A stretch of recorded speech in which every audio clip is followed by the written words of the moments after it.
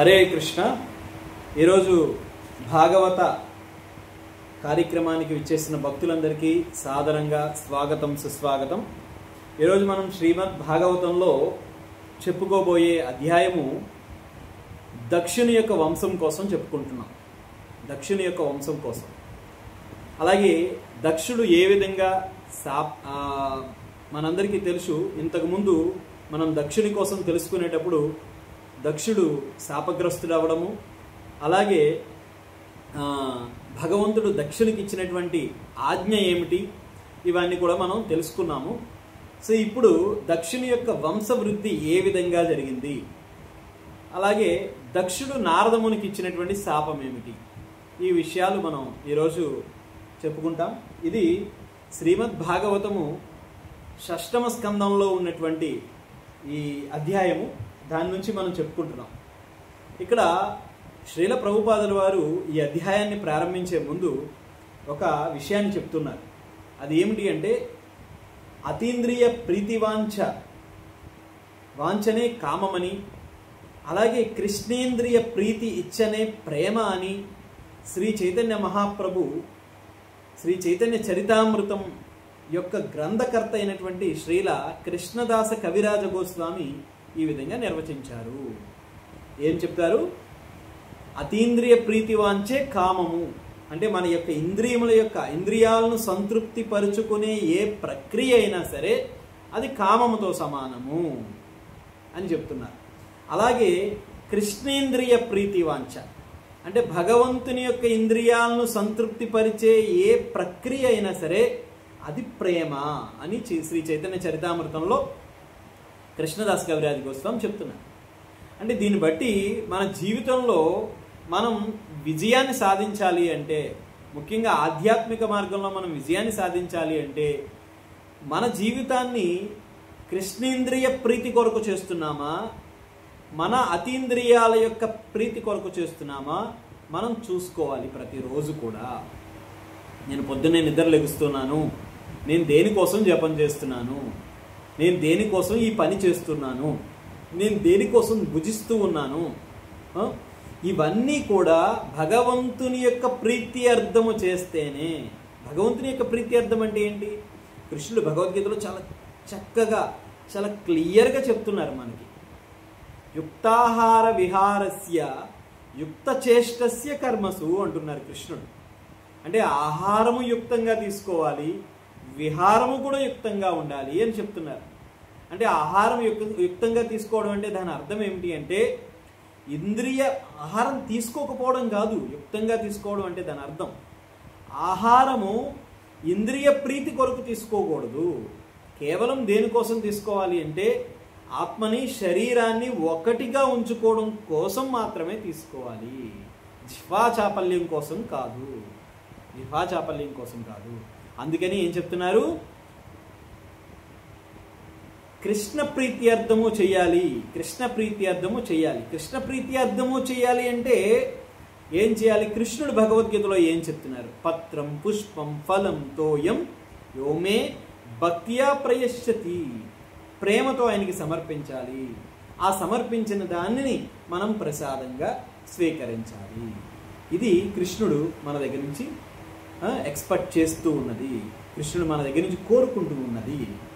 ఇక్కడ శిల ప్రభుపాద చెప్తున్నారు, 84 లక్షల జీవరాశుల్లో వారి యొక్క హృదయాలలో గూడు కట్టుకొని ఉండేది అతీంద్రియ ప్రీతి మాత్రమే.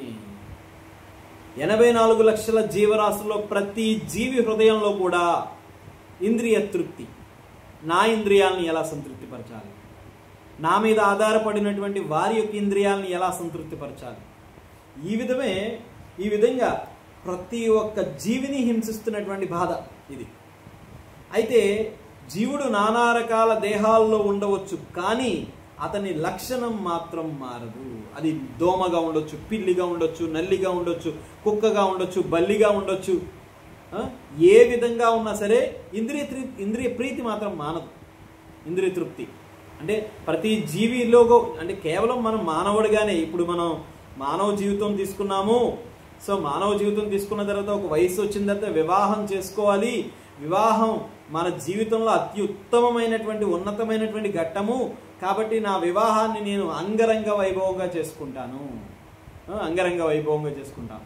చూస్తున్నాం ఇప్పుడు వివాహాన్ని ఎంత స్థాయిలో చేసుకుంటున్నారో వారి ఇష్టం, ఇంకా వారి ఇష్టం వచ్చినట్టు చేసుకుంటూ ఉన్నారు ఆ వివాహాన్ని. వారు ఇష్టం వచ్చినట్టు అత్యంత ఉన్నతంగా చేసుకున్నటువంటి విధంగా వారి జీవితాంతం ఉంటున్నారా అంటే, అరే మేము అంత ఖర్చు పెట్టుకొని అంత ధనాన్ని వెచ్చించి వివాహం చేసుకున్నాం కదా, నిండు నూరేళ్ళు ఆనందకరంగా ఉండాలి అనుకుంటున్నారా అంటే అది లేదు ఆనందం. వివాహం జరిగిన 1 నెల 2 నెలల మహా అయితే 1 సంవత్సరం బాగా ఉంటున్నారు, తర్వాత నుంచి ఇంక మామూలే జీవితం ఎలా అయిపోతుంది. అంటే దీన్ని బట్టి ఈ వివాహం చేసుకోవడం అనేటువంటిది ఉత్తమమైన భగవత్ కార్యమే అయినా సరే వారు కేవలం ఇంద్రియ తృప్తిని అధికారికంగా అనుభవించడం కోసం, ఇంద్రియ తృప్తిని అధికారికంగా అనుభవించడం కోసం, అర్థమైంది కదా, ఇంద్రియ తృప్తి వాంఛను అధికారికంగా అనుభవించడం కోసం వాళ్ళు ఏం చేస్తున్నారంటే వివాహం అనేటువంటి ఒక యజ్ఞాన్ని తప్పుగా అర్థం చేసుకొని వారి ఇంద్రియ తృప్తి కోసం చేసుకుంటూ ఉన్నారు. వాళ్ళు ఏమనుకుంటారు అంటే ఇది కేవలం మనకే జరుగుతుంది, మానవులకి మాత్రమే ఇది జరుగుతుంది అనుకుంటున్నాం. కానీ ప్రతి జీవికి కూడా ఈ వివాహం అనేటువంటిది ఉంది. ప్రతి జీవి కూడా వారి జీవితంలో వాటి యొక్క జీవితంలో అప్పుడు బిడ్డలకంటూ ఉన్నారు, అప్పుడు వివాహం చేసుకుంటున్నారు, అప్పుడు బిడ్డలకంటూ ఉన్నారు, అప్పుడు ఆ బిడ్డలకు కావాల్సిన ఆహారాన్ని సమకూరుస్తున్నారు, అప్పుడు ఆ బిడ్డకి ఏదైనా బాధ వస్తే బాధపడుతూ ఉన్నారు. ప్రతి జీవి నల్లిగా పిల్లిగా కుక్కగా పందిగా ఎప్పుడు పుట్టినా కూడా ఇది జరుగుతూనే ఉంది. కేవలం మానవుడికి మాత్రమే జరగట్లేదు, మానవుడికి మాత్రమే కాదు అందరికీ జరుగుతుంది. కాకపోతే శరీరాలు మారుతున్నాయి కానీ ఈ ఇంద్రియ తృప్తి, ఇంద్రియ ప్రీతి వాంఛ మాత్రం ఎప్పటికీ మారటం లేదు. కాబట్టి ఈ 84 లక్షల జీవరాశులలోని 4 లక్షల జీవరాశులైనటువంటి మానవులు మాత్రము అతీంద్రియ ప్రీతి వాంఛను వర్ణాశ్రమ పద్ధతి ద్వారా నియమితపరుచుకొని క్రమంగా భక్తుల సాంగత్యంలో దానిని కృష్ణేంద్రియ ప్రీతి ఇచ్చగా మార్చుకోవచ్చు. కేవలం మానవులకి మాత్రమే అవకాశం ఉంది. ఎలా అంటే ప్రతి జన్మలో కూడా మనకి ఈ అతీంద్రియ ప్రీతి వాంఛ ఏదైతే ఉందో దీనిని మనం కేవలం ఇంద్రియముల యొక్క ఆనందం కోసమే దాన్ని ఉపయోగించుకుంటున్నాము. కానీ మానవ జీవితంలో మాత్రము వర్ణాశ్రమ పద్ధతిని అనుసరించి, వర్ణాశ్రమ పద్ధతి అంటే ఏంటి? బ్రహ్మచర్య, గృహస్థ, వానప్రస్థ, సన్యాస, ఈ ఆశ్రమాలను తీసుకుంటూ ప్రతి ఆశ్రమాన్ని మనం అనుసరిస్తూ ఆ మార్గంలో భక్తుల యొక్క సాంగత్యంలో ఈ ఇంద్రియ ప్రీతి వాంఛను నియమితపరుచుకోవాలి. కేవలం సంతానాన్ని కనడం కొరకు మాత్రమే ఇంద్రియ ప్రీతి వాంఛను కలిగి ఉండి మిగతా సమయాన్ని మనం భగవంతుని యొక్క ఇచ్చ కోసం, భగవంతుని యొక్క సేవ కోసం, ఆత్మ సాక్షాత్కారం కోసం వినియోగించాలి అని ఇక్కడ చెప్తూ ఉన్నారు. అయితే ఇక్కడ ఇంకొక విషయాన్ని శ్రీల ప్రభుపాదుల వారు చాలా క్లియర్గా చెప్తున్నారు. ఇంద్రియ భోగవాంఛ ఉండే వానిలో స్పర్ధ, ఈర్ష్య, జగడము అనేటువంటి 3 లక్షణాలు ఉంటాయంట. ఇంద్రియ ప్రీతి వాంఛ ఎవరికైతే ఎక్కువ ఉంటుందో అటువంటి వారికి ఒకటి స్పర్ధ, మన స్పర్ధ అంటారు కదా, అది స్పర్ధ. రెండవది ఈర్ష్య, మూడవది జగడం.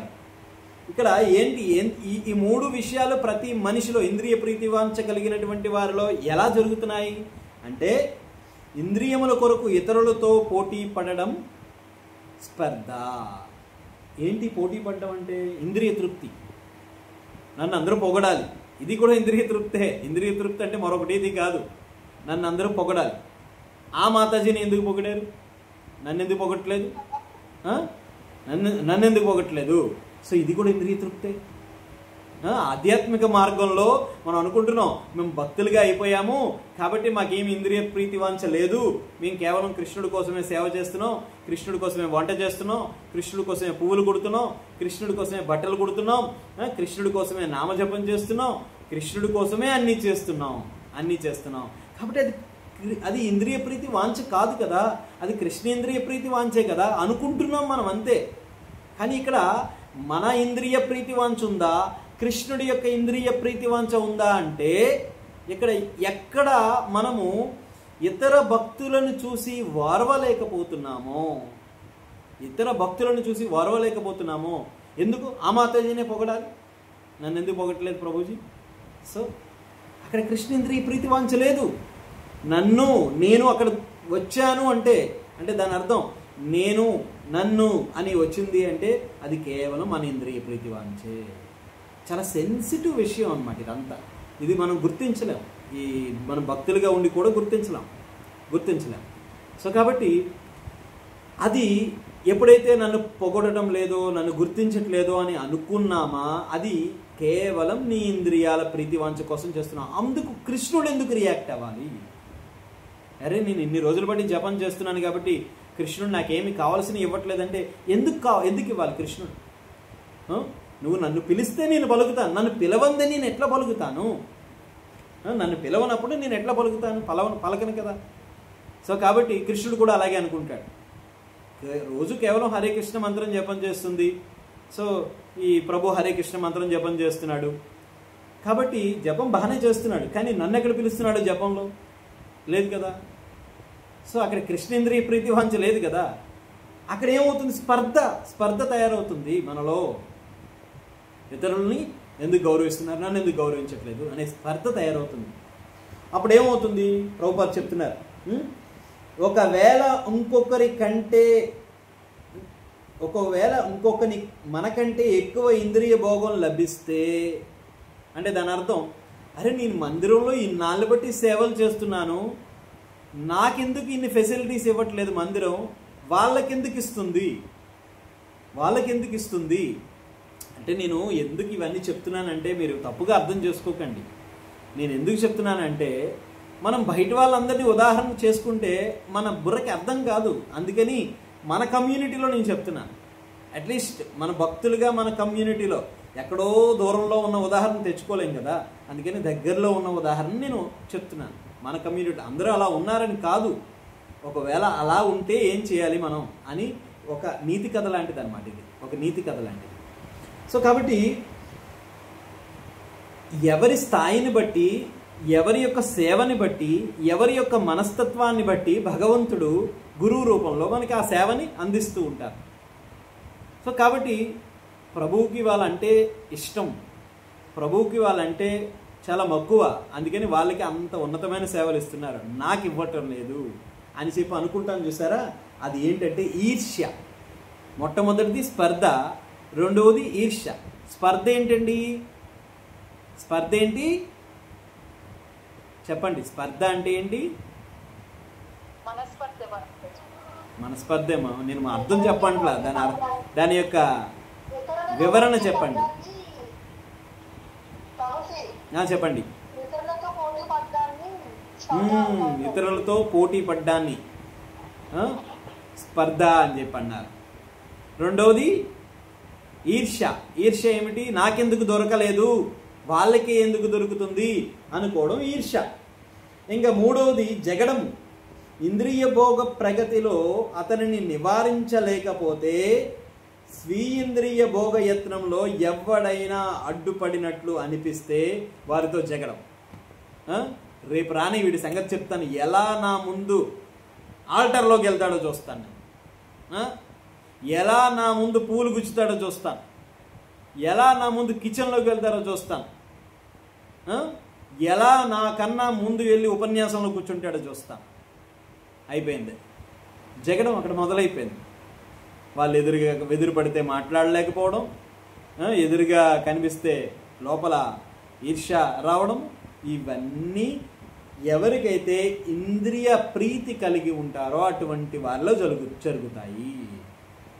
సో మరి భక్తులుగా ఉన్నటువంటి మనకి కూడా జరుగుతుంది అంటే కించిత్ కూడా ఇంద్రియ వాంఛని విడిచిపెట్టలేదు, మనం ఇంద్రియ ప్రీతి వాంఛని వదిలిపెట్టలేదు.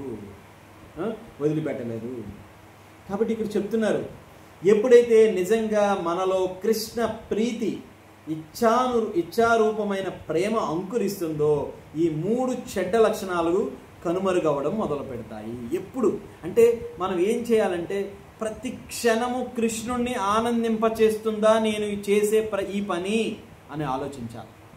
ప్రతి క్షణం, ప్రతి లవం కూడా ఆలోచించాలి. ప్రతి లవం కూడా నేను చేసే పని ఇది కృష్ణుణ్ణి ఆనందింపచేస్తుందా. ఒక చార్ట్ వేసుకోండి, ఇంట్లో ఒక చార్ట్ వేసుకోండి. నేను ఈరోజు తింటున్నాను, ఉదయం బ్రేక్ఫాస్ట్ చేస్తున్నాను, ఇది కృష్ణుడిని ఆనందింపచేస్తుందా? ఎప్పుడు ఆనందింపచేస్తుంది బ్రేక్ఫాస్ట్? చెప్పండి. మనం తినే బ్రేక్ఫాస్ట్ కృష్ణుడిని ఆనందింపచేస్తుందా? చెప్పండి అమ్మా మాతాజీలు. అది శుచిగా రుచిగా భగవంతుని కొరకు మాత్రమే ఉండి ఆ భగవంతునికి అర్పించిన ప్రసాదాన్ని తింటే, అప్పుడు ఆ బ్రేక్ఫాస్ట్ని తింటే కృష్ణుడు ఆనందిస్తాడు. అలాగే నువ్వు చేసే జపం కృష్ణుడిని ఆనందింపచేస్తుందా? నువ్వు చేసే ఉద్యోగం కృష్ణుడిని ఆనందింపచేస్తుందా? నువ్వు చేసే ప్రతి పని కృష్ణుడిని ఆనందింపచేస్తుందా? ఇలా మనం ప్రతి క్షణం కృష్ణుడి యొక్క ఆనందం కోసం ఎప్పుడైతే చూస్తామో అప్పుడు మన లోపల ఈ చెడ్డ లక్షణాలన్నీ కూడా పోతూ ఉంటాయి. మనం ఈ విషయాన్ని హరిదాస్ ఠాకూర్లో చూడొచ్చు. హరిదాస్ ఠాకూర్ చాలా గొప్ప భక్తుడు. రోజు భగవంతుని యొక్క నామాలు, లక్షల నామాలు జపం చేసేటటువంటి ఆయన్ని 21 మార్కెట్ స్థలాలలో అప్పుడుండే ముస్లిం రాజు ఆయన్ని ఒక గుర్ర బండికి కట్టి లాక్కొని తీసుకెళ్తూ కొరడా దెబ్బలు కొడుతూ ఉంటే ఆయన భగవంతుణ్ణి ఏం ప్రార్థిస్తున్నారో తెలుసండి? భగవంతుడా, ఈ రాజు అజ్ఞానంతో ఇటువంటి పని చేస్తున్నాడు, హరినామం చేసేటటువంటి వారి మీద ఎవరైనా ఇటువంటి దుష్ప్రభావం కలిగి ఉంటే, దుష్ట భావన కలిగి ఉంటే వాళ్ళు ఖచ్చితంగా చాలా మహా అపరాధం చేసిన వారు అవుతారు. అలాంటిది కేవలం వాళ్ళని దూషిస్తేనే మహా అపరాధం అయితే, అలాంటిది వాళ్ళ మీద చేతులు చేసుకొని వాళ్ళని కొడుతూ ఉంటే ఇంకెంత మహా భయంకరమైన అపరాధం అవుతుంది. అందుకని హరిదాస్ ఠాకూర్ చెప్తున్నారు, భగవంతుని ఏం ప్రార్థిస్తున్నారంటే, భగవంతుడా, ఈ రాజు అజ్ఞానంతో చేస్తున్నాడు, దయచేసి ఆ రాజు చేసే అజ్ఞానాన్ని క్షమించి దాని మూలంగా ఏదైనా నరకం ఏమైనా ఉంటే అది నాకు ఇవ్వండి అని చెప్పి భగవంతుని ప్రార్థిస్తూ ఉన్నాడు మహాభక్తుడైనటువంటి హరిదాస్ ఠాకూర్. సో భక్తుడి యొక్క గుణం ఈ విధంగా అయిపోవాలి. పగలు ప్రతీకారాలు తీర్చుకోవడం ఇవి కాదు భక్తుడి జీవితంలో. పగా ప్రతీకారం తీర్చుకుంటే అసలు భక్తుడు కాదు. యాక్సెప్ట్ చేయగలగాలి. నేను నిన్న స్టేటస్లో కూడా చెప్పాను, శ్రీమాన్ గౌరాంగ్ ప్రభు ఏం చెప్తున్నారు? ఇతరుల మీద రివెంజ్ తీర్చుకోవడం అంటే దాని అర్థం తెలుసండి? గౌరాంగ్ ప్రభు చెప్తున్నారు, ఇతరుల మీద స్వీట్ రివెంజ్ అంట. ఏంటో తెలుసండి? వాళ్ళని లెక్క చేయకూడదు, అంతే. పట్టించుకోకూడదు. కేవలం మనం భగవంతుని ప్రార్థించాలి. వాళ్ళ బుద్ధిని మార్చండి స్వామి అని భగవంతుని ప్రార్థించాలి. వాళ్ళని మనం పట్టించుకోవాల్సిన పని లేదు. సో కాబట్టి మనము ఇటువంటి రివెంజ్ తీర్చుకోవాలి కానీ, అంతేగాని వాళ్ళ మీద మనం క్షుద్ర పూజలు చేయడం లేదా మరొకటి ఇటువంటివన్నీ చేయాల్సిన పని లేదు. వాళ్ళ మీద మనం పగలు ప్రతీకారాలు తీర్చుకోవాల్సిన పని లేదు. సో ఇది భక్తుని యొక్క గొప్పతనం. తర్వాత కాబట్టి వీటన్నిటికీ కూడా కారణము కామవాంఛ. ఆ కామముతోనే ఈ యొక్క సృష్టిలో ఉండేటువంటి అన్ని చెడు ప్రయత్నాలు జరుగుతున్నాయి. అయితే హృదయంలో పెళ్ళిబీకే ఈ భావనతో భగవంతుడు హర్షితుడవుతాడు. సర్వజన కళ్యాణ భావన కలిగిన అటువంటి వ్యక్తికి స్వయంగా భగవంతుడే ఆశీర్వాదాన్ని ఇస్తాడు. అందరి యొక్క ఆనందాన్ని కోరుకోగలగాలి. అటువంటి వాడికి భగవంతుడు ఎప్పుడు కూడా ఆనందిస్తాడు, ఆశీర్వాదం ఇస్తాడు. శివనిందచే మేక శిరస్సును పొందిన దక్షుడు అవమాన భారంతో దేహాన్ని త్యజించాడు. మనందరికీ తెలుసు, దక్షుడు శివుణ్ణి విపరీతంగా అవమానించాడు. చాలామంది ఇప్పుడు కొత్తగా శివుని ద్వేషులు తయారయ్యారు. కొంతమంది మేము వైష్ణవులం కాబట్టి మేము శివద్వేషాన్ని కలిగి ఉంటాం అని చెప్పి ఇటువంటి కొత్త ఫిలాసఫీ మొదలవుతూ ఉంది. అసలు నువ్వు శివుణ్ణి ద్వేషించేవాడు అయితే అసలు వైష్ణవుడివే కావు నువ్వు అసలు. ఎందుకంటే వైష్ణవానాం యథాశంభు, వైష్ణవుల్లో ప్రప్రథమమైన వాడు శివుడు. కొంతమంది ఇంకా వాళ్ళు చాలా గొప్పవాళ్ళు. వాళ్ళు ఎలా మాట్లాడతారంటే, మేము శివుని యొక్క ప్రసాదాన్ని కూడా తినమంట. శివలింగం ఎక్కడైతే ఉంటుందో అది శ్మశానంతో సమానం అని చెప్పి అంటారు. ఇటువంటి ఫిలాసఫీ మాట్లాడే వాళ్ళు కూడా కొంతమంది ఉంటారు. కానీ మనం చాలా జాగ్రత్తగా ఉండాలి. శివుణ్ణి ఎవరైతే అవమానిస్తాడో, శివుణ్ణి ఎవరైతే దూషిస్తాడో వాడు ఖచ్చితంగా అపరాధే. ఆ అపరాధము ఇక్కడ దక్షుడికి కూడా కలిగింది. దక్షుడు ఆ శివుణ్ణి అవమానించడం మూలంగా తన శిరస్సును పోగొట్టుకున్నాడు. మేక శిరస్సుని పొందగలిగాడు. కానీ ఎప్పుడైతే శివుణ్ణి అవమానించాడో ఖచ్చితంగా అందరికీ తెలుసు. ఎందుకంటే ఇతను అవమానం చేశాడు, అపరాధి ఇతను అని తెలిసిపోతుంది అందరికీ. ఆ అవమానాన్ని భరించలేక దక్షుడు తన శరీరాన్ని త్యజించేశాడు. ఆ తర్వాత చాక్షుష మన్వంతరంలో,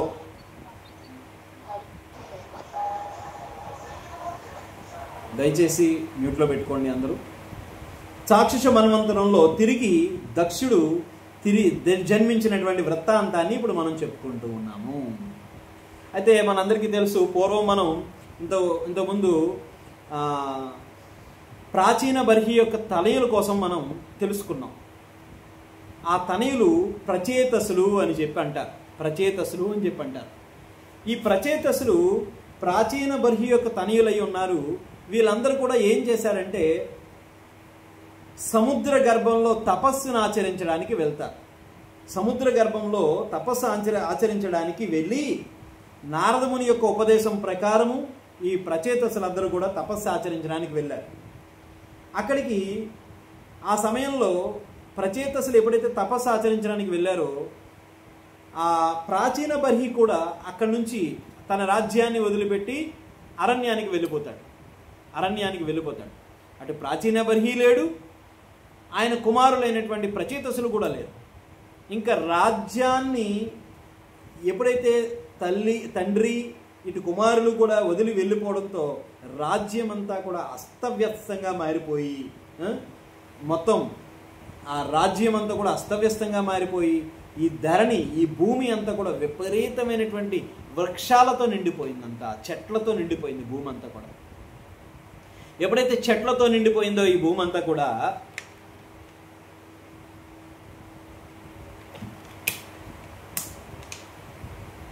వారు సముద్రంలో తపస్సు ఆచరించిన తర్వాత, వేల సంవత్సరాలు తపస్సు ఆచరించిన తర్వాత బయటకు వచ్చి చూస్తే మొత్తం ఈ ధరణి అంతా కూడా చెట్లతో నిండిపోయింది.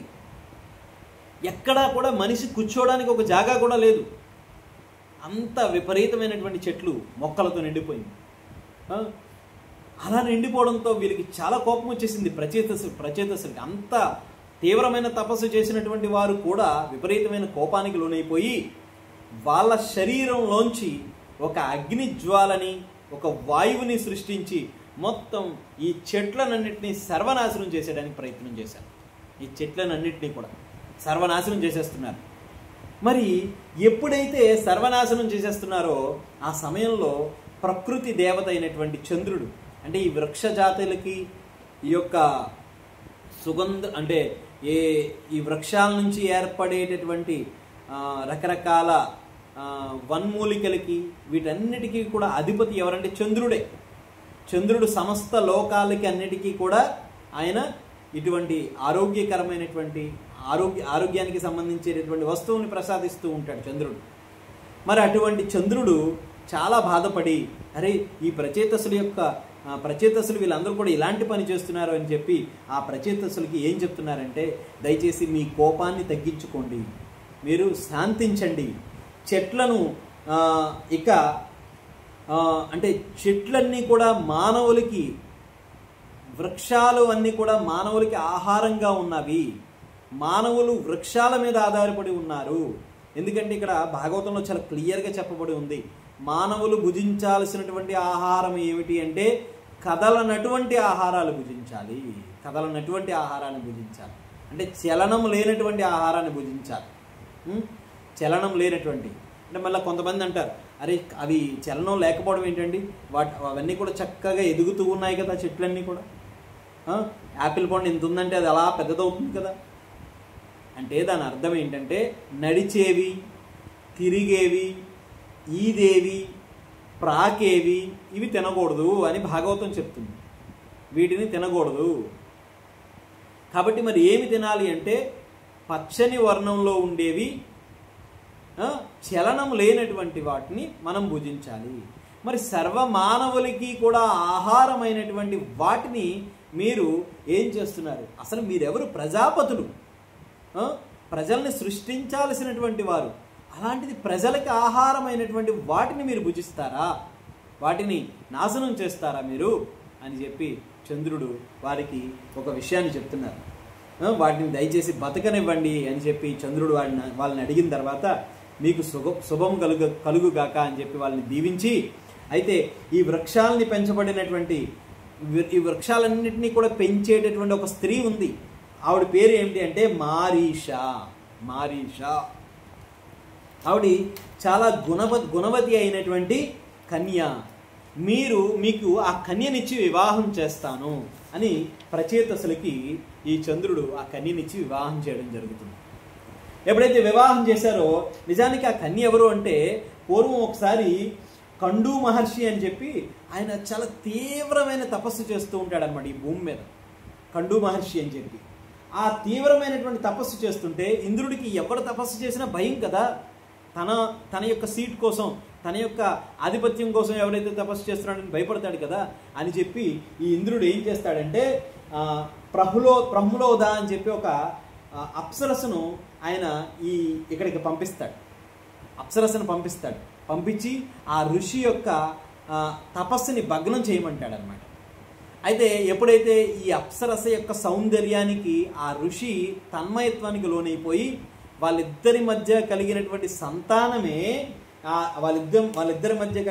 సంతానమే ఈ మారీష. ఈ అప్సరస ఏం చేసింది? ఇంద్రుడు పంపించిన విధంగా వచ్చి ఆ ఋషి యొక్క తపస్సుని భగ్నం చేసి ఆవిడ దారిని ఆవిడ వెళ్ళిపోయింది. ఈ ఋషి నా తపస్సు భగ్నం అయిపోయిందని చెప్పి ఆయన దారి ఆయన వెళ్ళిపోయాడు. ఇంతకీ మిగిలిపోయింది ఎవరంటే ఈ బిడ్డ మాత్రమే మిగిలిపోయింది.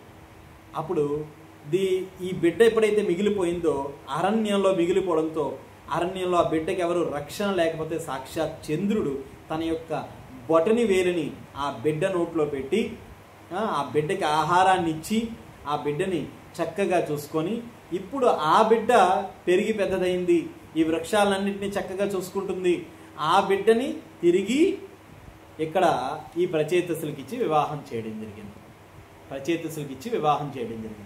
ఇలా జరిగిన తర్వాత ఆ ప్రచేతసులకిచ్చి వివాహం చేసిన తర్వాత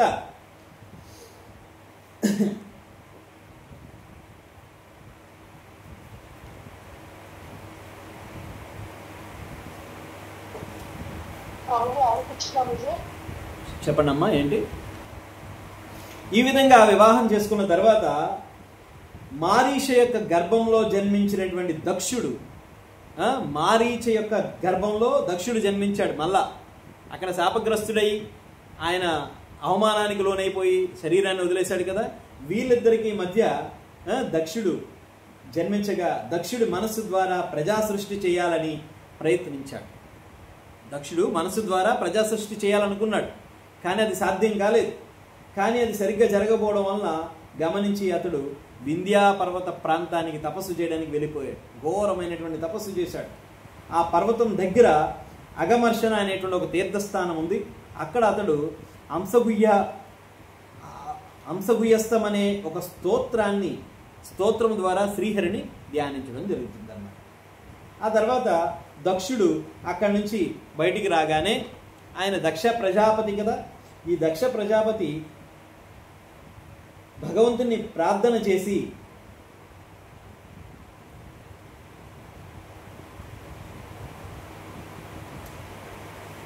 దక్ష ప్రజాపతికి జనుని యొక్క కుమార్తె అయినటువంటి అసిక్ని అనేటువంటి ఒక స్త్రీమూర్తి ఉంది. ఆ స్త్రీమూర్తితో వివాహం జరిగింది. ఆ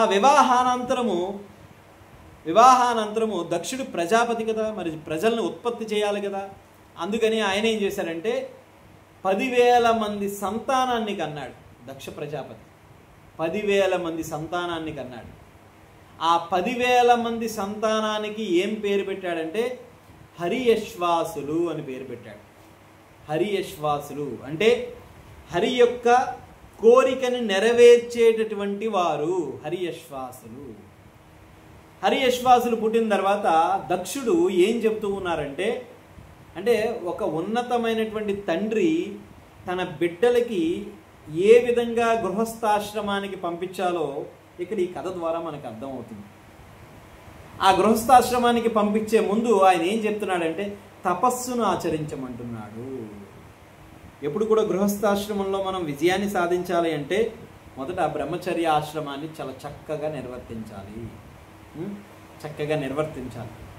సో బ్రహ్మచర్య ఆశ్రమాన్ని ఎప్పుడైతే మనం నిర్వర్తించామో అంటే బ్రహ్మచారిగా శాస్త్ర పఠనం చేయడము, భగవంతునికి సేవ చేయడము, గురువుకి శరణాగతి పొందడము, ఇవి బ్రహ్మచర్య చేయాల్సినటువంటి కార్యకలాపాలు. ఇది ఎప్పుడైతే మనం సక్రమంగా చేసామో అప్పుడు గృహస్థ జీవితానికి వెళ్ళగలుగుతాం. గృహస్థ జీవితం అంటే వయసు వస్తే గృహస్థ కావడం కాదు, ఇది గృహస్థగా చేయాల్సినటువంటి పని. సో మరి 10,000 మంది సంతానము ఎక్కడికి వెళ్ళారు అంటే సింధువు నది పశ్చిమ దిశగా ప్రవహించే వైపున సముద్రంలో కలిసే ప్రదేశం ఉంటుంది. ఆ ప్రదేశము దగ్గరలో నారాయణ సరోవరం అని చెప్పి ఒక సరోవరం ఉంది. ఆ సరోవరం ఎంతో అద్భుతంగా ఉంది. ఆ సరోవరంలో అద్భుతమైనటువంటి కమల పుష్పములు, ఒక్కొక్క కమల పుష్పానికి 10,000 దళములు ఉన్నవంట. దానికి కమల రేకులు 10,000 రేకులు ఉన్నాయంట. అసలు మనం అటువంటి కమల పుష్పం చూడగలుగుతామా? అసలు 1000 రేకులు ఉన్నవే చూడలేం మనం. అటువంటి కమల పుష్పములు ఉన్నాయంట. అలాగే ఆ నది మీద, ఆ సరోవరం మీద పాకేటటువంటి లతలు ఉన్నాయంట. అసలు మనం లతలు అనేటువంటివి ఎక్కడ భూమి మీద పాకుతూ ఉంటాయి, కానీ ఆ నది మీద కూడా, సరోవరం మీద కూడా పాకుతూ ఉన్నాయంట. అంత అద్భుతమైనవి. అవి ఎంతో సువాసన వెదజల్లుతూ ఉన్నాయంట. అందులో రకరకాల ప్రాణులు ఉన్నాయంట, రకరకాల జీవులు ఉన్నాయంట. ఆ సరోవరం ఎంతో అందంగా ఉంది. అటువంటి సరోవరం అట్టడుగు ప్రాంతానికి వెళ్ళి వీళ్ళు తపస్సు ఆచరిస్తూ ఉన్నారు. అయితే ఇంత తపస్సు ఆచరిస్తూ ఉంటే ఎవడు తపస్సు ఆచరించినా ఒక వ్యక్తికి భయము. ఆ వ్యక్తి ఎవరంటే ఇంద్రుడు. ఎవరు తపస్సు ఆచరించినా ఒక వ్యక్తికి ఆనందము. ఆ వ్యక్తి ఎవరండి?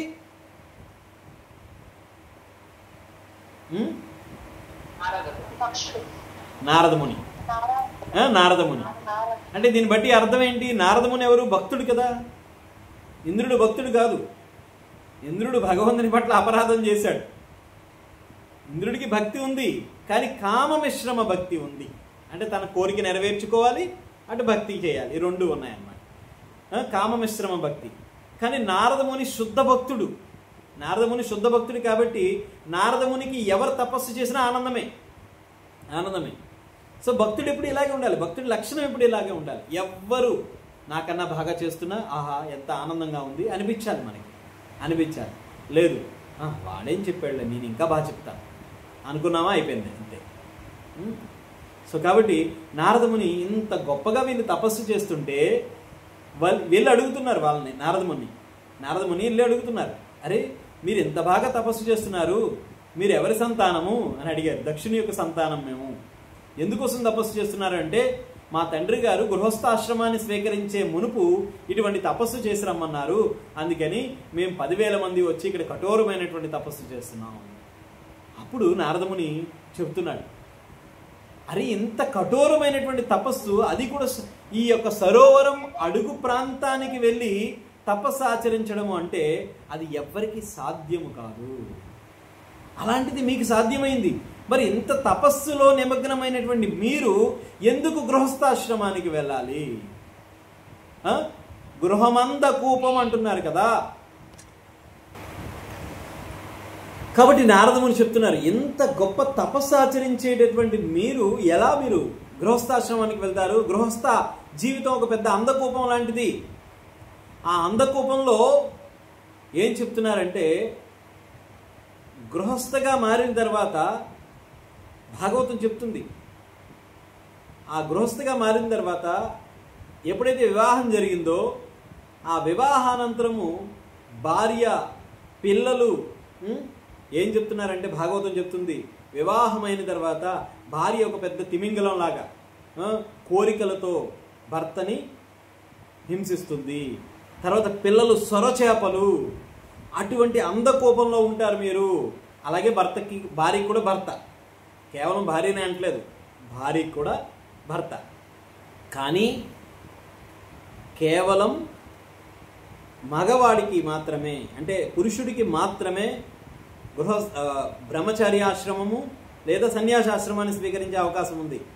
స్త్రీకి లేదు. కాబట్టి ఇంత గొప్ప బ్రహ్మచారులు మీరెందుకు గృహస్థాశ్రమానికి వెళ్ళాలి అని చెప్పి నారదముని వారికి ఒక కథ చెప్తున్నారు. ఆ కథ ఎప్పుడైతే చెప్పారో ఏం చెప్తున్నారు కదా, ఓ హరియశ్వాసులారా, ఈ ధరణపై ఒక కష్ట స్థితులను మీరు చూసి, నేను చెప్తాను ఇప్పుడు, మీరు చూసి ఓర్వలేరు. దయచేసి నేను ఒక కథ చెప్తాను, వినండి. ఈ జగత్తులో ఒక రాజ్యం ఉన్నది, బాగా వినండి. ఈ జగత్తులో ఒక రాజ్యం ఉన్నది, దానిలో ఒకే ఒక్క పురుషుడు ఉన్నాడు. ఈ జగత్తులో ఒక రాజ్యం ఉన్నది, దాంట్లో ఒకే ఒక పురుషుడు ఉన్నాడు. అచ్చట ఒక బిలం ఉన్నది, రంధ్రం ఉంది. ఆ రంధ్రం లోపల ఒక వేశ్య నివసిస్తూ ఉంది. ఆ వేశ్యకు ఒక భర్త ఉన్నాడు. అక్కడ వాళ్ళకి ఒక గృహం ఉంది. ఆ గృహము ఎలా నిర్మాణం చేసి ఉందంటే 25 తత్వాలతో నిర్మించబడి ఉంది. ఆ గృహం 25 తత్వాలతో నిర్మించబడి ఉంది. ఆ గృహానికి దగ్గర 2 భాగాలుగా ఒక నది ప్రవహిస్తూ ఉంది. 2 భాగాలుగా నది ప్రవహిస్తూ ఉంది. ఆ నది లోపల ఒక హంస తీయనైన ధ్వనులు చేస్తూ ఉంది. సో ఇది కథ చెప్పారు. ఇది చెప్పిన తర్వాత హరియశ్వాసులు నారదముని చుట్టూ తిరిగి 3 సార్లు ప్రదక్షిణ చేసి, స్వామి మేము గృహస్థాశ్రమానికి వెళ్ళము, మేము ఈ కథ అర్థం చేసుకున్నాము, మేము వైకుంఠానికి వెళ్ళిపోతామని చెప్పి వాళ్ళు వైకుంఠానికి వెళ్ళిపోయారు. దక్షుడికి చాలా కోపం వచ్చేసింది.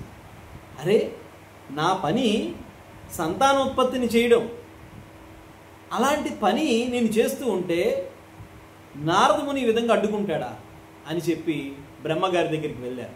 నీ పుత్రుడు చూడు ఎటువంటి పని చేశాడో అని చెప్పి నారదముని కోసం చెబితే, సరే నీకు పిల్లల్ని కనడం పెద్ద కష్టమేముంది, మళ్ళా ఈసారి కను పిల్లల్ని అని చెప్పి ఈసారి మళ్ళా పిల్లల్ని కనమంటే ఈసారి ఒక 1000 మంది పిల్లల్ని కన్నాడు. ఒక 1000 మంది సంతానాన్ని కన్నాడు. ఆ 1000 మంది సంతానానికి ఏం పేరు పెట్టాడు? శబలశ్వాసులు. మొదటి పేరు హరియశ్వాసులు. వింటున్నారా అందరూ? నిద్రపోతున్నారా? మొదట హరియశ్వాసులు, తర్వాత శబలశ్వాసులు. 1000 మంది. ఈసారి ఈ 1000 మందికి కూడా దక్షుడు ఏం చేశాడంటే, నారాయణ సరోవరం ఉంది, అక్కడికి వెళ్ళి తపస్సు చేయండి అన్నారు. ఆ పిల్లలందరూ తపస్సు ఆచరిస్తూ ఉంటే ఈ లోపల నారదముని అక్కడికి వెళ్ళారు. మళ్ళా వాళ్ళ దగ్గరికి వెళ్ళి వాళ్ళకు ఒక కథ చెప్తున్నారు. మీరు ఎంత అందంగా తపస్సు చేస్తున్నారు, ఎంత అద్భుతంగా, ఇంత తీవ్రమైన తపస్సు చేస్తున్నారు, మీరెందుకు గృహస్థాశ్రమానికి వెళ్ళాలి? అందుకని మీకు నేను ఒక కథ చెప్తాను అని చెప్పి, ఈ సృష్టిలో ఒక రాజ్యం ఉన్నది, ఆ రాజ్యంలో ఒకే ఒక పురుషుడు ఉన్నాడు. అక్కడ ఆ రాజ్యంలో ఆ పురుషుడు ఉన్న చోట ఒక బిలం ఉంది. ఆ బిలం లోపల ఒక వేశ్య నివసిస్తూ ఉంది. ఆ వేశ్యతో ఒక భర్త కూడా ఉన్నాడు, దిగజారినటువంటి వ్యక్తి. అక్కడ వాళ్ళు ఒక ఇంటిని నిర్మాణం చేసుకున్నారు. అది 25 తత్వాలతో కూడుకుని ఉన్నది. అక్కడ ఒక నది ప్రవహిస్తూ ఉంది. ఆ నది 2 భాగాలుగా చీలిపోయి ఉంది. అందులో ఒక హంస ఉంది, అది తీయనైన ధ్వనులు చేస్తూ ఉంది అని చెప్పారు. ఇంత చెప్పిన తర్వాత వాళ్ళు కూడా నారదముని చుట్టూ ఒక 3 ప్రదక్షిణలు చేసి, అయ్యా స్వామి మాకు చాలా చక్కగా అర్థమైంది కదా, మేము ఇంకా మళ్ళా గృహస్థాశ్రమానికి వెళ్ళాం, నేరుగా మేము వైకుంఠానికి అని చెప్పి వాళ్ళు వైకుంఠానికి వెళ్ళిపోయారు. ఇంత చెప్పిన తర్వాత నారదముని ఇలా చేశాడు, మళ్ళా 10,000 మందిని ఇలా చేశాడు, మళ్ళీ 1000 మందిని ఇలా చేశాడంటే ఇంకా దక్షుడికి విపరీతమైన కోపం వచ్చేసింది. అప్పుడు ఏమన్నాడంటే, నిరంతరం నువ్వు నారాయణ నామస్మరణ చేస్తున్నావు, కానీ ఇప్పుడు నారాయణుడి యొక్క కార్యానికే అడ్డొస్తున్నావు. అసలు నువ్వు భక్తుడివేంటి? నేను కదా నిజమైన భక్తుడిని. ఎందుకంటే నేను నిరంతరము నారాయణుడి యొక్క కార్యంలో నిమగ్నమై ఉన్నాను. నాకు ప్రజాపతి అనేటువంటి స్థానాన్ని ఇచ్చారు. నేను ప్రజలను ఉత్పత్తి చేస్తుంటే నువ్వు ఆ ప్రజలన్నింటినీ అందరినీ కూడా ఈ జగత్తు నుంచి విముక్తిని చేసేస్తున్నావు. ఇది నేను చేస్తున్నటువంటి కార్యానికి నువ్వు అడ్డొస్తున్నావు కాబట్టి ఈరోజు నేను శపిస్తున్నాను. ఏమిటి ఆ శాపం అంటే, ఇక్కడి నుంచి నువ్వు ఏ క్షణము కూడా ఎక్కడ నీడ లేకుండా, ఒక్క క్షణం ఎక్కడా ఉండకుండా తిరుగుతూనే భ్రమిస్తూనే ఉంటావు అని చెప్పి నారదముని శపించేశారు. కానీ నారదముని ఆ శాపాన్ని విముక్తి చేసుకోగలుగుతాడు, ఆయనకి అంత శక్తి ఉంది. కానీ నారదముని ఏం చేశారు, మహాత్ములు ఇచ్చినటువంటి శాపం ఒక వరంగా ఫీల్ అయ్యాడంట ఆయన. దక్ష ప్రజాపతి ఇచ్చినటువంటి శాపము ఒక వరంగా తీసుకున్నాడంట ఆయన. ఆహా, నాకెంత గొప్ప వరాన్ని ప్రసాదించారు, ఎక్కడా ఒకే చోట ప్రచారం చేసే అవకాశం లేకుండా యావత్తు ముల్లోకాలు ప్రచారం చేసేటటువంటి సామర్థ్యాన్ని నాకు ఇచ్చారని చెప్పి అక్కడి నుంచి ఆయన వెళ్ళిపోయాడు. అరే మరి మొదట 10,000 మందిని కంటే నాకు ఈ శిక్ష నా బిడ్డల్ని ఈ విధంగా చేశాడు, 1000 మందిని కంటే ఈసారి ఇలా చేశాడు, మరల ఏం చేయాలి, మరల కంటే మళ్ళీ అదే చేస్తాడు కదా ఈయన, మరి ఏం చేయాలి? శ్రీల ప్రభుపాదుల వారు కూడా ఎప్పుడు కూడా ఈ కథ చెప్పి ప్రభుపాద ఏం చెప్తారంటే, బహుశా నన్ను కూడా చాలామంది శపించుంటారు, అందుకని ఎక్కడా కూడా ప్రభుపాదుల వారు ఒక క్షణం ఉండేవారు కాదు, ఈ విశ్వం అంతా భ్రమించేవారు ప్రభుపాదుల వారు. అందుకే ప్రభుపాదుల వారిని విశ్వగురువు అన్నారు, జగద్గురువు అన్నారు శిల ప్రభుపాదుల వారిని. గ్లోబ్ చుట్టూ 14 సార్లు తిరిగారు. ఏ మనిషి తిరగలుగుతాడు? 10 ఏళ్లలో 108 దేవాలయాలు కట్టి గ్లోబ్ చుట్టూ, అంటే ఎన్ని దేశాలు ఉన్నాయో అన్ని దేశాలు 14 సార్లు భ్రమించారు శిల ప్రభుపాదుల వారు. 14 సార్లు భ్రమించారు. అలాంటిది ఒక వ్యక్తి ఎట్లా చేయగలిగారు? ఎందుకు శిల ప్రభుపాదుల వారు ఇలా అన్నారంటే, నాకు కూడా ఎవరైనా శాపం ఇచ్చి ఉంటారు అన్నారు. ఎందుకు, ఎవరు శాపం ఇచ్చారు అంటే, ప్రభుపాదుల వారు ఈ ఉద్యమాన్ని ప్రారంభించే మొదట్లో చాలామంది యంగ్స్టర్స్, ఎంత విచిత్రం అంటే 70 ఏళ్ల ప్రభుపాదుల వారు ప్రచారం చేస్తూ ఉంటే 25 ఏళ్ల యువకులు వచ్చి జాయిన్ అయిపోయారంట. ఇప్పుడు మేము యువకులుగా ఉండి ప్రచారం చేస్తుంటే అందరూ ముసలోళ్ళు వస్తున్నారు. ఇదే విచిత్రం. ఎంత ఆపోజిట్లో ఉందో చూడండి. మేము యువకులుగా ఉండి ప్రచారం చేస్తుంటే ముసలోళ్ళు వస్తున్నారు, ఆయన ముసలైన ప్రచారం చేస్తే అందరూ యువకులు జాయిన్ అయ్యారు. ఇప్పుడు ఆ యువకులుగా జాయిన్ అయిన వాళ్ళు ఇప్పుడు పెద్ద పెద్ద గురువులు.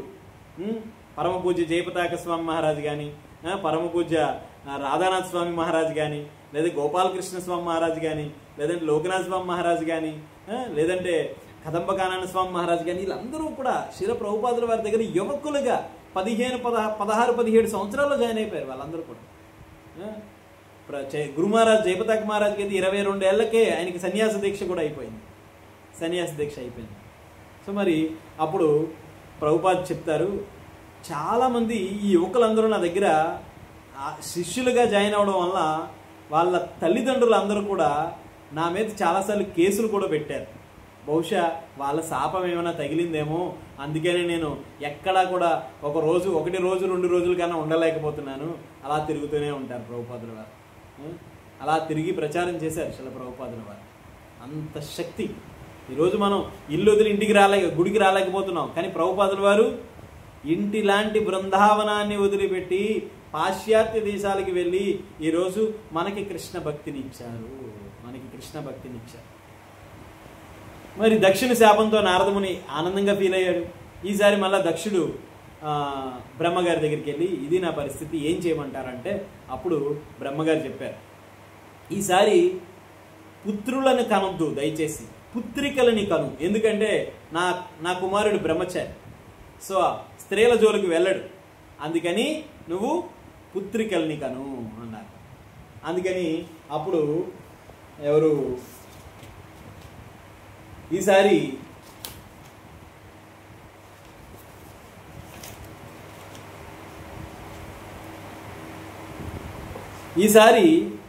దక్షుడు 60 మంది పుత్రికల్ని కన్నాడు. 60 మంది పుత్రికల్ని కన్నాడు. ఆ 60 మంది పుత్రికల్ని కని వాళ్ళని ఎవరికిచ్చి వివాహం చేశాడు? ఎందుకు పుత్రికల్ని కన్నారు అంటే ఏడు చెప్తున్నారు చూడండి. దక్షుడు బ్రహ్మదేవుని కోరిక మేరకు అసగ్ని గర్భంలో 60 మంది పుత్రికల్ని పొందారు. ఈసారి దక్షుడు సావధానుడై పుత్రులకు బదులు పుత్రికల్ని పొందాడు. ఎందుకంటే వానిని నారదుడు సన్యాసాశ్రమంలోకి పంపే అవకాశం లేదు, ఎందుకంటే స్త్రీలకు సన్యాసాశ్రమం లేదు కదా. చాలామంది వస్తారు, మేము సన్యాసినులుగా అయిపోతామండి అంటే, స్త్రీలకు లేదు సన్యాసాస్త్రం. కేవలం భర్తకి సేవ చేయడమే అంతే. భర్త భక్తుడై ఉండాలి, ఆ భక్తుడికి సేవ చేయడమే, భక్తుడికి సేవ చేయడమే. సన్యాసాశ్రమంలోకి పంపే అవకాశం లేదు. స్త్రీకి సన్యాసం చెప్పబడలేదు. భర్త ముక్తికి పొందగలిగే సమర్థుడైతే భర్త పుణ్యంలో పాలు పంచుకొని ఆమె కూడా ముక్తిని పొందగలుగుతుంది. కాబట్టి ధర్మపరుడైనటువంటి భర్తకు అనుకూలవతిగా ఉండి పతివ్రత కావడమే స్త్రీ యొక్క ధర్మము. స్త్రీ యొక్క ధర్మం ఏంటి? పతివ్రత అన్నారు. ఏంటి పతివ్రత అంటే? భర్త పుణ్యాత్ముడై ఉండాలి. అమ్మో మా భర్త గారు నాన్ వెజ్ తినమంటున్నారండి, నేను పతివ్రతగా ఉందాం అనుకుంటున్నాను కాబట్టి నేను కూడా తినేద్దాం అనుకుంటున్నానండి అంటే కాదు. భర్త భక్తుడై ఉండాలి. అటువంటి భక్తుడై ఉన్నటువంటి భర్తకి సేవ చేయాలి. అంతేగాని నువ్వు కృష్ణ భక్తి లేదు, ఏమీ లేదు, నువ్వు గుడికి వెళ్ళొద్దు అంటే అటువంటి భర్తకి మనం సేవ చేయాల్సిన పనిలే, అటువంటి వాళ్ళకి సేవ చేయాల్సిన పని లేదు. సో కాబట్టి ఈ విధంగా దక్షుడి యొక్క 10 మంది దక్షుడు ఆ తర్వాత ఆ 60 మంది పుత్రికలకి ఇచ్చి పుత్రికల్ని వివాహం చేస్తూ ఉన్నాడు. ఎందుకంటే వివాహం ఒక యోగ్యుడైనటువంటి అల్లుడిని స్వీకరించి ఆ అల్లుడు ద్వారా ఇక్కడ ప్రజాత్పత్తిని చేయాలి అని చెప్పి ఆయన ఏం చేశారు? దక్షుడి యొక్క 10 మంది పుత్రికల్ని యమధర్మరాజుకి ఇచ్చి పెళ్లి చేశారు. యమధర్మరాజుకి ఇంకెంతమంది మిగిలారు? 50 మంది మిగిలారు. ఆ 50 మందిలో కశ్యపుడికి 13 మందిని ఇచ్చి చేశారు. కశ్యపుడికి తర్వాత 27 మందిని చంద్రుడికి ఇచ్చి వివాహం చేశారు. అదే 27 నక్షత్రాలు అంటారు కదా, ఆ 27 నక్షత్రాలు దక్షిణ యొక్క పుత్రికలు చంద్రుడికి ఇచ్చి వివాహం చేశారు. మళ్ళా ఇద్దరిద్దరు చొప్పున అంటే 4 అంగీరస కృషస్వాభూతులకు ఇచ్చి వివాహం చేశాడు. తర్వాత ఇంకా మిగిలిన 4 పుత్రికలు మిగిలిపోయారు. ఆ 4 పుత్రికల్ని మళ్ళా కశ్యపుడికి ఇచ్చి పెళ్లి చేశాడు. ఈ విధంగా కశ్యపునికి 15 మంది పుత్రికల్ని ఇచ్చి వివాహం చేయడం జరిగింది. అలాగే యమునికి ఇవ్వబడినటువంటి దక్షతనయులో నామములు వాళ్ళందరి పేర్లు మనం చెప్పుకోలేం, కానీ చాలామంది పేర్లు ఉన్నాయి. ఇలా వాళ్ళందరికీ ఇచ్చి వివాహం చేశాడు. ఇలా వాళ్ళందరికీ ఇచ్చి వివాహం చేశారు. హరే కృష్ణ. సో ఆ విధంగా పుత్రికలకి ఇచ్చి వివాహం చేశారు కదా. అసలు పుత్రికల్ని కనడానికి కారణం ఏమిటి? నారద ముని ఆ పుత్రికల్ని అయితే డిస్టర్బ్ చేయడు కాబట్టి. అసలు హరియశ్వాసులు శబలశ్వాసులకి నారదముని ఏం కథ చెప్పాడు? అసలు మీకు అందరికి సందేహం రావాలి. అసలు ఏ కథ చెప్పాడు? ఏం కథ చెప్పిన తర్వాత అంత స్ట్రాంగ్ డెసిషన్ తీసుకున్నారు? అరే మాకు కూడా చెప్తే బాగుంది కదా, మేము కూడా అలాంటి డెసిషన్ తీసుకుంటాం కదా అనుకోవాలి కదా. మరి ఏం కథ చెప్పాడు అంటే, మొదట ఏమన్నాడు? ఈలో ఒక రాజ్యం ఒకటి ఉంది. ఆ రాజ్యంలో ఒకే ఒక పురుషుడు ఉన్నాడు. ఆ పురుషుడు ఎవరంటే ఈ జగత్తు రాజ్యం, అందులో ఒకే ఒక్క పురుషుడు ఉన్నాడు. ఆ పురుషుడు ఎవరంటే పూర్ణ పురుషోత్తముడైనటువంటి భగవంతుడు. పూర్ణ పురుషోత్తముడైనటువంటి భగవంతుడు. ఆ భగవంతుని యొక్క జగత్తులో ఒక బిలం ఉంది. బిలం అంటే ఒక రంధ్రం ఉంది. అది ఏమిటి అంటే ఈ భౌతిక జగత్తు. ఈ భౌతిక జగత్తు రంధ్రం. ఆ బిలంలో పడిపోయామంటే మళ్ళీ తిరిగి రాలేం మనం. ఆ బిలములో ఒక వేశ్య లోపల నివాసం ఉంటుంది. ఆ వేశ్య నివాసం ఉంటుంది. ఆ వేశ్య ఎవరంటే మనస్సు. మన దిగజారినటువంటి మనస్సు. ఆ వేశ్యకు ఒక భర్త ఉన్నాడు. ఆ భర్త ఏంటంటే దిగజారినటువంటి బుద్ధి. ఈ బుద్ధి, దిగజారిన బుద్ధి, ఈ మనస్సు రెండు ఎప్పుడు సాంగత్యాన్ని చేస్తూ ఉంటాయి. పూర్ణ పురుషోత్తముడైనటువంటి పురుషుడు ఉన్నాడు, ఆయనతో సాంగత్యం చేయదు. ఈ మనస్సు ఏం చేస్తుందంటే భౌతిక జగత్తులో ఈ వేశ్యతోనే సాంగత్యం చేస్తూ ఉంటుంది. ఈ మనస్సు దిగజారిన బుద్ధితోనే సాంగత్యం చేస్తూ ఉంటుంది. ఆ దిగజారినటువంటి బుద్ధి ఒక చోట నివాసం ఉంటుంది. ఆ నివాస గృహం ఎలా ఉందంటే 25 తత్వాలతో నిండి ఉంది. ఈ భౌతిక జగత్తు 25 తత్వాలతో నిండి ఉంది కదా. ఆ 25 తత్వాలతో నిండి ఉన్న తర్వాత ఆ గృహానికి దగ్గర 2 నదులు ప్రవహిస్తూ ఉన్నాయి. 2 నదులు ప్రవహిస్తూ ఉన్నాయి. ఆ 2 నదులు ఏంటంటే ఈ భౌతిక జగత్తు యొక్క నైజం ఏంటంటే ఈ భౌతిక జగత్ అంతా కూడా ద్వంద్వాల మీద ఆధారపడి ఉంది. ద్వంద్వములు, కష్టము, సుఖము, లాభము, నష్టము, పాపము, పుణ్యము, స్వర్గము, నరకము, ఇలా అన్ని ద్వంద్వాలతో కూడుకొని ఉంటుంది ఈ భౌతిక జగత్తు. అందులో ఒక హంస తియ్యనైన ధ్వనులు చేస్తూ ఉంది. ఆ తియ్యనైన ధ్వనులు చేస్తూ ఉంది. అయితే ఆ తియ్యనైన ధ్వనులు చేస్తున్నా కూడా ఈ దిగజారినటువంటి వేశ్య ఆ దిగజారినటువంటి బుద్ధిని స్వీకరించట, ఆ బుద్ధితోనే సాంగత్యం చేస్తుంది కానీ ఈ హంసనాదాలను స్వీకరించట్లేదు. ఏంటి ఆ హంసనాదములు? హంస అంటే ఎవరు? పరమహంస పరివ్రాజకాచార్య అంటాం కదా మనం. గురువులని, ఆచార్యులని పరమహంస అంటారు. హంస అంటే దాని అర్థం ఏంటంటే హంస పాలని నీళ్ళని ఇచ్చి కలిపిస్తే కేవలము పాలని మాత్రమే తీసుకొని నీటిని వదిలేయగలుగుతుంది. అందుకని ఈ భౌతిక జగత్తులో మనము జన్మ తీసుకుంటున్నాం, మన గురువులు కూడా జన్మ తీసుకుంటారు. కానీ గురువు మనం ఒకలాగే ఉన్నాం. ఆయనకి 2 చేతులు ఉన్నాయి, మనకి 2 చేతులు ఉన్నాయి. ఆయనకి 2 కాళ్ళు ఉన్నాయి, మనకి 2 కాళ్ళు ఉన్నాయి. ఆయనకి 2 కళ్ళు ఉన్నాయి, మనకి 2 కళ్ళు ఉన్నాయి. ఆయన ముక్కు ఇక్కడే ఉంది, నా ముక్కు కూడా ఇక్కడే ఉంది. ఆయనకి ఇక్కడ చెవులు ఉన్నాయి, నాకు చెవులు ఉన్నాయి. మరి నేనెందుకు గురువుని స్వీకరించాలి? ఆయనకి నాలో ఉండే నాకన్నా గొప్పవాడు ఎలా అవుతాడు ఆయన? నేను ఆయనలా రెడీ అయిపోతే నేను గురువుని అయిపోతాను కదా. ఆయనలా రెడీ అయిపోతే, ఆయనలా సిగపెట్టుకుంటే, ఆయనలా తిలకం పెట్టుకుంటే, ఆయనలా బట్టలు వేసుకుంటే నేను కూడా గురువుని అయిపోతాను కదా. గురువునంటే వేషం వేసుకుంటే కాదు, పాలని నీళ్ళని కలిపిస్తే కేవలం పాలుని తీసుకుంటుంది కదా హంస. అలా ఈ భౌతిక జగత్తులో కష్టాలు వచ్చినా ఇటువంటి రకరకాల వ్యక్తులు వస్తారు గురువు దగ్గరికి. కానీ గురువు యొక్క లక్షణం ఏంటంటే వాడిని ఎలాగన్నా మార్చి భగవద్ధామానికి పంపించాలి. అది గురువు యొక్క కృప. ఎందుకు మనకు గురువు దీక్షనివ్వాలి? ఆయనకి ఏం అవసరం? దీక్షిచ్చి మనం చేసే అపరాధాలన్నింటినీ స్వీకరించి మనం చేసే ప్రతి తప్పు గురు మహారాజ్కి, గురువు గారికి అది అనారోగ్యానికి దారితీస్తుంది. నువ్వు దీక్ష తీసుకొని గురువు గారి దగ్గర అపరాధాలు చేస్తూ ఉంటే, నువ్వు గురువు దగ్గర దీక్ష తీసుకొని గురువుని ధిక్కరిస్తూ ఉంటే ఏం జరుగుతుందంటే నువ్వు చేసే ప్రతి పని గురువు గారికి అది పెద్ద అపరాధం అవుతుంది. అది గురువు గారి యొక్క అనారోగ్యానికి దారితీస్తుంది.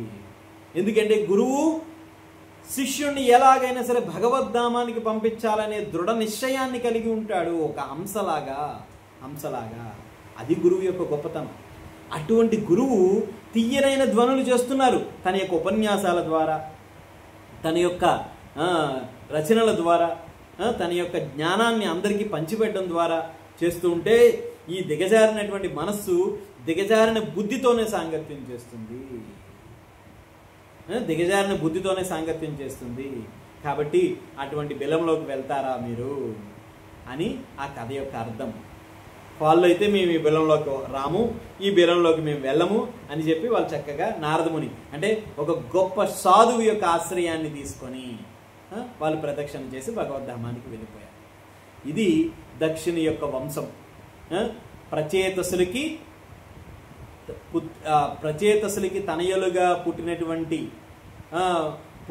పుట్టినటువంటి సంతానము ద్వారా దక్షుడు మళ్ళా పుత్రుల్ని కని 2 సార్లు 10,000 మంది 1000 మంది పుత్రుల్ని కని తర్వాత పుత్రికల్ని కని యోగ్యులైనటువంటి అల్లుల్ని స్వీకరించి తర్వాత సంతానోత్పత్తిని చేయడం జరిగింది. ఇది దక్షిణ యొక్క వంశము. రేపు విశ్వరూపుడి కోసం మనం తెలుసుకుంటాం. రేపు భాగవత కథలో ఎవరికైనా ఏమైనా సందేహాలు ఉన్నాయా? డౌట్స్? గ్రంథరాజ్ శ్రీమద్ భాగవత మహాపురాణికి జయ.